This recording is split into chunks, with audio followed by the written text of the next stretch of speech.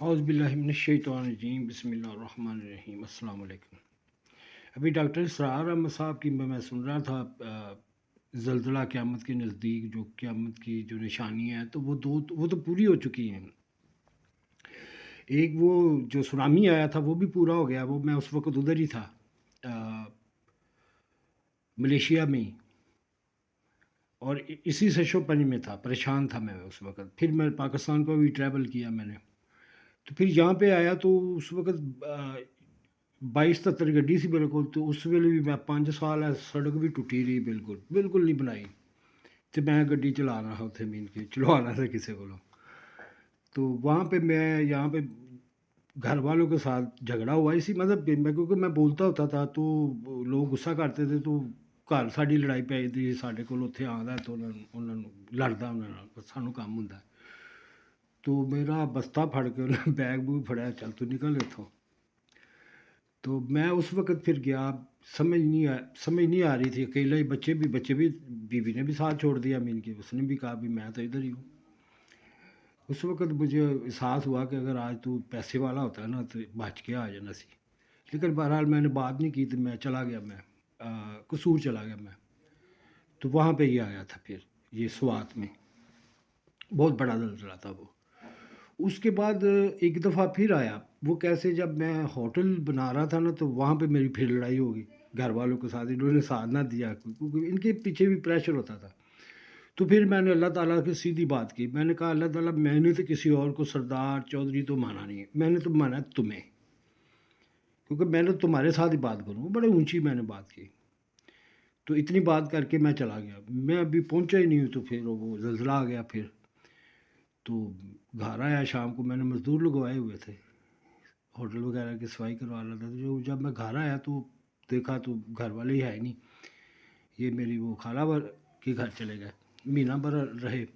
اچھا، جب مجھے کب پتہ چلا کہ یہ چکر ہے، لوگوں کو پہلے کا پتہ تھا، مجھے نہیں پتہ تھا کہ یہ کیا چکر ہے۔ دوسرا ہوا جب میں جیل میں گیا، جو لڑائی ہوئی نا تو میں جیل میں تھا، تو وہاں پہ مجھے نا رات کو سونے نہیں دیتے تھے، مجھے نا ان کے ٹارچر کیا جاتا تھا بھی ان کے، تو کوئی بات بھی نہیں سنتا تھا کہ ایک ایکسپیریمنٹ ہوتا وہاں پہ بھی ہونا تھا۔ وہ کیا تھا کہ مجھے اب پتہ چل گیا کہ انہوں نے نا مجھ سے کوئی نہ کوئی میں غصے میں آؤں گا یہاں پہ، میں پھر کیونکہ میں نہیں دیکھتا بھی میں کہاں پہ ہوں، یہ تو ہے نا۔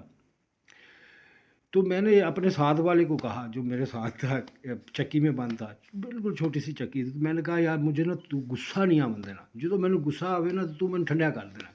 کہتے کی وجہ، میں غصہ آیا نا تو نقصان ہونا ہے، کہ زلزلہ آ جائے گا، کچھ نہ کچھ مصیبت آ جانی، مجھے پتہ ہے، تو میں نے امین کے ٹھنڈا رکھنا ہے۔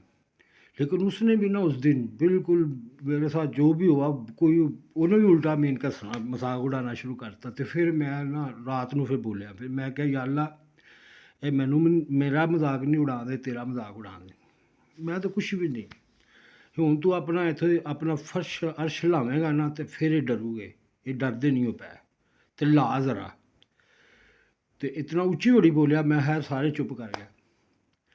تو اگلے دن ترکی میں زلزلہ آ گیا، بالکل ہی نیکسٹ ڈے، تو پھر انہوں نے جلدی سے مجھے نکالا، 7 تاریخ تھی، 7 فروری، اور جب میں رات کو گھر آیا، بالکل آگے اندر داخل ہی ہویا، سامنے ٹائم پیس لگا ہی، تو وہاں پہ 7 ہی بجے تھے، 7 تاریخ 7 بجے، اور میری ڈیٹ آف برتھ بھی 7 تھی۔ اور یہ دیکھیں کہ یہ ٹائمنگ ہے، یہ اللہ تعالیٰ مجھے دکھاتا ہے کہ ہمت نہ ہار جائیں، کبھی ڈاؤٹ نہ کریں، اس لیے، اور میرے گھر والے جانتے ہیں یہ بہت ہے۔ اس کے بعد پھر مجھے پتہ چلا کہ بد دعا نہیں کرنی کسی کے بارے میں، یا ایسا غصے میں نہیں آنا، اپنے آپ کو جس طرح بھی رکھنا ہے تو ٹھنڈا رکھنا ہے۔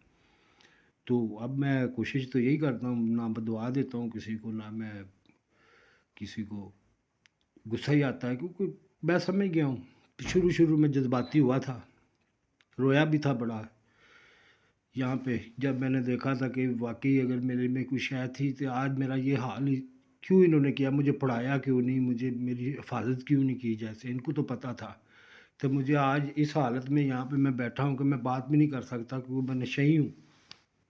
بڑا رویا تھا میں 2 دن۔ پھر میں نے کہا ٹھیک ہے، تو جیسے بھی ہے نا، تو اپنی جو بھی کرتا ہے نا تو طاقت لگا دے، اللہ کے راہ میں لگا دے، تو कुछ नहीं होता, तू लगा दे, गलत पासे नहीं जाना, इधर ही लगा दे, लेकिन पता चल जाए। तो फिर मैंने वही किया, मैंने इधर ही लगाया फिर अपना टाइम सारा। मैंने ये नहीं देखा लोग बातें करेंगे, बेइज्जती होगी, मजाक होगा। अगर ये सोचता तो शायद मैं अपना हक भी अदा ना कर सकता। मुझे आप लोगों से कुछ नहीं चाहिए, मैंने डिलीवर करना है, वो मैं करके ही रहूँगा इंशाल्लाह। अपना ख्याल रखें, कोशिश करें अपनी कीमत, अपनी कदर को पहचानें। ये नहीं कि मैं ही सुपीरियर हूँ, आप सब थे, आप सब हैं, लेकिन वो इसके बाद वाली लाइफ का उस तरह यकीन नहीं है ना अमीर को ना गरीब को। नहीं तो आप तो एक सेकंड की भी मीन गुस्ताखी ना करते या बेकुताई ना करते। अब देखिए हालत ये हो चुकी है हमारी कि अगर एक जगह पे हम जानवर बांध दें ना या बिठा दें, वो इतना नुकसान आपस में नहीं लड़ेंगे जितना हम 10 या 15 बंदे को 10 दिन वास्ते बांध दिए इकट्ठे रोज़ दे, वहाँ पे झगड़े हो जाएंगे। मीन वी आर, हम बहुत नीचे चले गए। अब जो हमारा एक बीन के एक फिज़िकल जो बॉडी है ना, अब इसके जो जो हमारी रूह तो मर गई, रूह तो कोई ना दिल काला हो जाता है, तो फिर रूह भी आपको फिर वो मज़ामत नहीं करती जो अंदर लाइट होती है। तो अब ये लास्ट टाइम था, तो अब ये आपको आपकी जो बॉडी है ना, जो फिज़िकल बॉडी है, वो आपको बता रही है, वो अब आपको बता वो उसके बाद वो आप दोनों एक कंप्रोमाइज़ करेंगे, दोनों एक दूसरे के साथ यानी बैलेंस रखेंगे। क्योंकि एक आपके अंदर है पॉजिटिव, एक है नेगेटिव। अगर आप एहसान करते हैं, अच्छा बोलते हैं, तो उतने ही ज़्यादा आप गर्म और झगड़ालू भी होंगे, क्योंकि एक चीज़ की दो साइडें होती हैं।